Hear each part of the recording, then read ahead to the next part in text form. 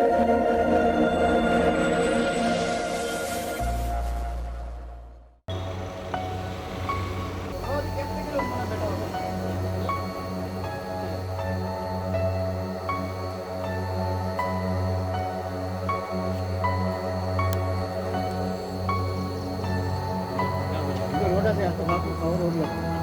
तो कब से हो गया आज का बात ये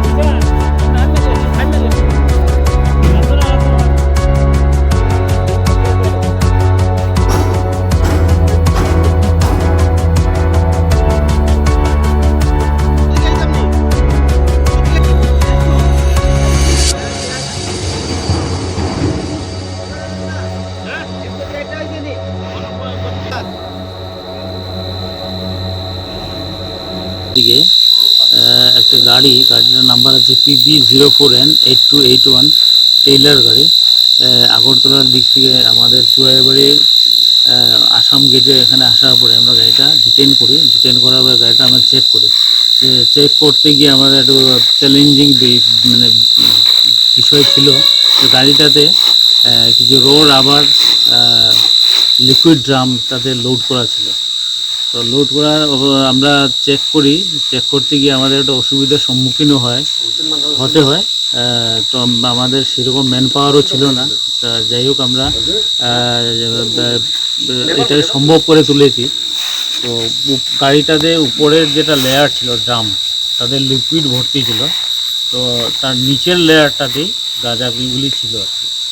তো টোটাল গাঁজাটা আমরা 2 টন 4 কেজি আমরা এখান থেকে রিকভারি করেছি। আর 2 জন ড্রাইভার আর একজন গাইডের যার যে মালিক তারই একজন ব্যক্তি সেই গাড়িতে ছিল। ড্রাইভারের নাম ছিল পারবিন্দর সিং, তার বাড়ি হচ্ছে ফরিদকোট পাঞ্জাব। আর ওই গাজার মালিকের যে লোক যে ছিল আর কি সঙ্গে, তার নাম হচ্ছে জুয়েল হোসেন, সোনামুড়া, সিপাহী জেলা, ডিস্ট্রিক্ট ত্রিপুরা।